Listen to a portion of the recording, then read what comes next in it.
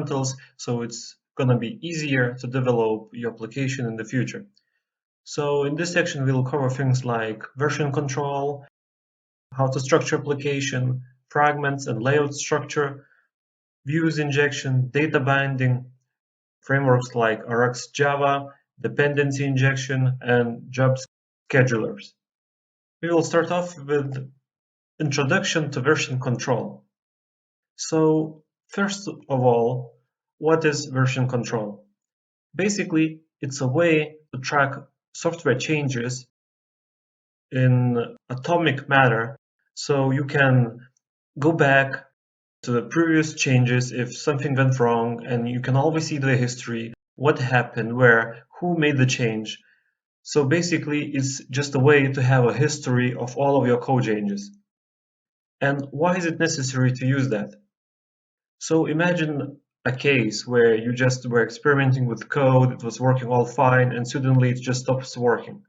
So version control allows you to go back in time and restore to the last working version or whatever version you have saved before.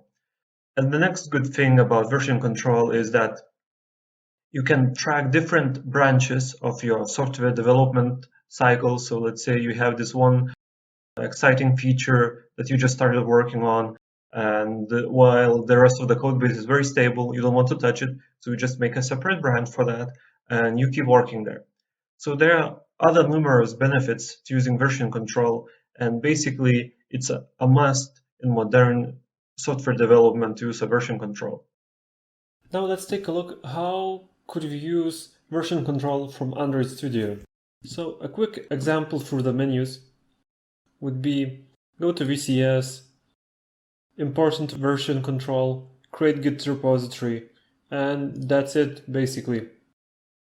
Once you have that done, you might need to add a few files into version control. That can be done using right click and then add.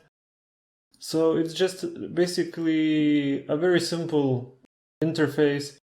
Once you have some changes, let's add a comment here. So you can commit it, commit changes, something, and it's done. And that's basically it. Well, if you would like to learn more about how to use version control and Git, so it would be good to look up some other material. But the important takeaway is that you basically have to use it, and it's really simple to do that. So let's take a quick look how we could use Git from command line. There are a few commands basically that you have to remember, and all of them are here. So it's git commit, git branch, git checkout, git pull, and git push. So with commit, obviously you commit changes to the repository that you have just made. Git branch is used to create new branches. You could use that for feature branches or from some stable version of your software. Git checkout switches between branches, and pull and push are used to get the changes from the server and push them back. So the idea here is to introduce you to the possibility of using Git from command line, and more sophisticated reference obviously can be looked up on the internet. In the next video, we're gonna take a look at the structuring of packages.